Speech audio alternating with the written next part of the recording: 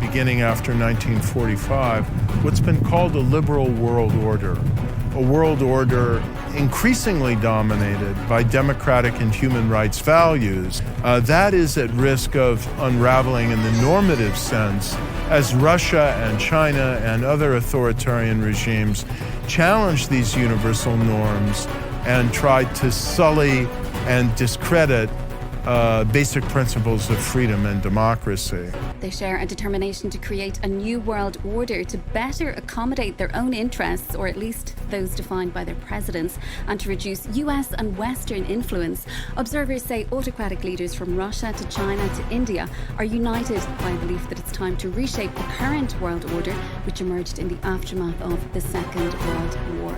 But the greatest threat on this front springs from the distinct illiberal and external actors who equate their success with fracturing the liberal international order. We see it in Asia and the Middle East, where China and Iran would clearly prefer a world in which they have overwhelming sway in their regions. And I'll not mince words. This movement is principally led by Russia. Under President Putin, and the purpose is clear: to collapse the liberal international order. Simply put, Mr. Putin has a different vision of the future, one in which Russia is pursuing across the board. This is about the future of the liberal world order, and we have to stand firm.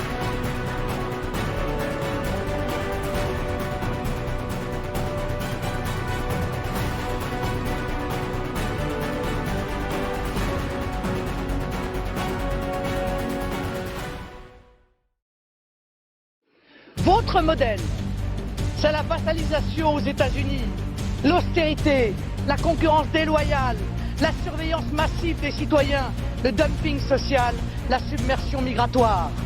Je porte un autre modèle qui rassemble aujourd'hui les peuples d'Europe, celui de l'indépendance, de l'Europe des nations dans un monde multipolaire, du protectionnisme intelligent, eh oui, des libertés individuelles, de la défense de notre sécurité et de nos identités par l'arrêt total de l'immigration de masse. E allora è sotto attacco l'identità nazionale, è sotto attacco l'identità religiosa, è sotto attacco l'identità di genere, è sotto attacco l'identità familiare. Non devo potermi definire italiana, cristiana, donna, madre, no. Io devo essere cittadino X, genere X, genitore 1, genitore 2, devo essere un numero. Perché quando sarò solamente un numero, quando non avrò più un'identità, quando non avrò più radici, beh allora sarò lo schiavo perfetto in balia della grande speculazione finanziaria, il consumatore perfetto. Perché noi non vogliamo essere dei numeri, noi siamo qui per dire che noi non siamo dei numeri, noi difenderemo il valore della persona umana, di ogni singola persona umana, perché ognuno di noi ha un codice genetico unico e irripetibile. E questo, piaccia o no, ha del sacro. Lo difenderemo Dio, la patria e la famiglia, che fanno tanto schifo a qualcuno. Lo faremo per difendere la nostra libertà, perché noi non saremo mai schiavi e semplici consumatori in balia della speculazione finanziaria. Guerra que han lanzado los imperios para tratar de destruir la lucha que está librando la humanidad para alcanzar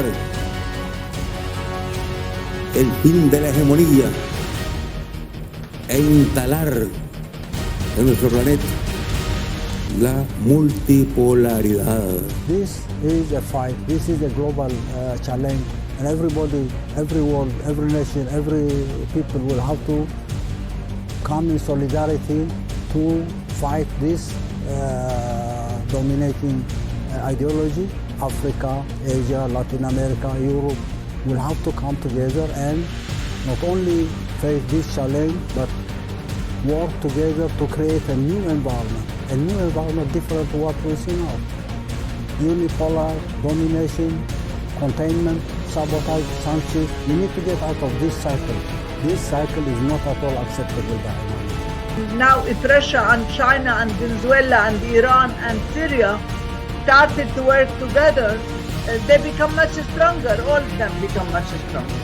We should learn to do that because the system that the Second World War has produced is no longer reliable. It's no longer good for us. We have to produce a new system, but we have to be active, not to wait for others to produce a new system for us. We should work hard to lay the foundation of the new system that's more fair, that respects the sovereignty of countries, the real freedom of people, the non-interference in people's affairs. All the moral ideas that we believe in, we should lay them down in the foundation of the new multipolar system of the world. And what we're really seeing now is a fight over the future of the global order. The United States either being able to continue getting its way, or whether or not Russia, China, Iran, and other powerful nations are going to come together and create an alternative to the Brussels, Washington, and London axis. And I think it's happening before our very eyes. That's why it's our responsibility as citizens of that transatlantic evil empire to say we want to be a part of that world. We want to be part of a world that is based on respect and sovereignty and mutually beneficial negotiations. It can be a bright future for all of us, but we first have to take on the elite that are making the calls from Washington to London to Berlin. Всей архитектуры международных отношений, когда вступает в активную фазу формирования многополярной, более демократичной и справедливой системы мироустройства.